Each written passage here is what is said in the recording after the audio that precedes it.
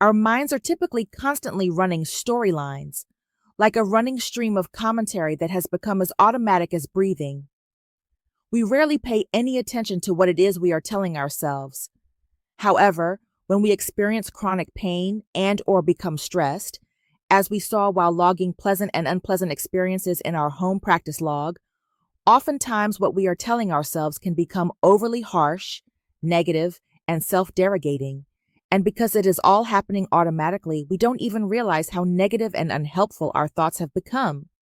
So, as we have been learning and practicing, the first step to lessening the power of negative and unhelpful automatic thoughts is to bring them into awareness, which we have been practicing with during meditation. Another way to bring these thoughts into awareness and to become skillful at catching our automatic thoughts as they arise is to become familiar with the types of thoughts that are usually reported by us when we are suffering from chronic pain. Let's go through a few unhelpful habits of mind. Reading and reflecting on these statements will help us get some distance from these thoughts and to see them as bundled together with a number of other features of the experience of pain stress. First, let's go over a few examples of extreme thinking. All or nothing or black and white thinking. Views are split to the extreme, either being all one way or the other, with no middle ground, no gray area. For example, I can't coach my son's football team anymore because of the pain, so I am an epic failure of a dad. Fortune telling, predicting, usually negative, future outcomes and circumstances. For example, this tension is going to lead to a full-blown migraine and will knock me out of action for a week.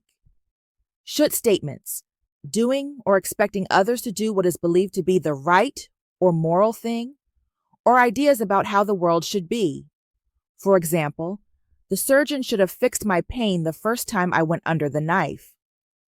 Selective attention, overgeneralization. One experience applies to all situations. For example, no one would want to hire me. My boss at my last job saw me as damaged goods. Filtering, focusing on the negatives of a situation to the exclusion of any positives, not looking at the whole picture. For example, I am half a person because of this pain. Disqualifying the positive, dismissing or discounting positive events or situations. For example, I vacuumed the whole house today, but that is hardly an achievement as it's the first time in months. Magnification or minimization, building a negative experience to make it seem worse than it might be, or making positive experiences less than they really are. For example, this pain is totally unbearable. It's killing me. Second, let's go over a few examples of relying on intuition. Emotional reasoning, basing your view of a situation, yourself, or others, on how you are feeling. For example, I can feel my spine collapsing. If I exercise like they tell me to, I know it will snap. Mind reading, inferring someone else's thoughts, thinking you know what they are thinking. For example, my doctor doesn't believe my pain is real. Lastly, let's go over a few examples of blaming. Personalization, blaming or criticizing yourself when you had limited control over the situation. For example, it's all my fault my relationship ended when this pain got in the way of me being intimate with my partner in the bedroom.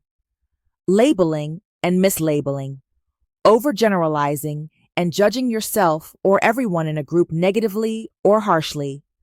For example, all doctors are just in it for the money, none of them care. In looking at these patterns, you can probably already pick your own particular flavor of automatic thinking. The idea here, though, is to simply bring a sense of humor to this awareness. It can be an amusing exercise to pick out the habits that you seem to have fallen into. The key is to realize that none of these is the truth. When we are stressed and in pain, though, it is not so easy to be amused. At those times, these thoughts tighten their grip and seem to be 100% true.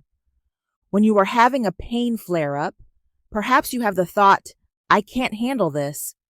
What category of unhelpful mind habits would this thought fall under?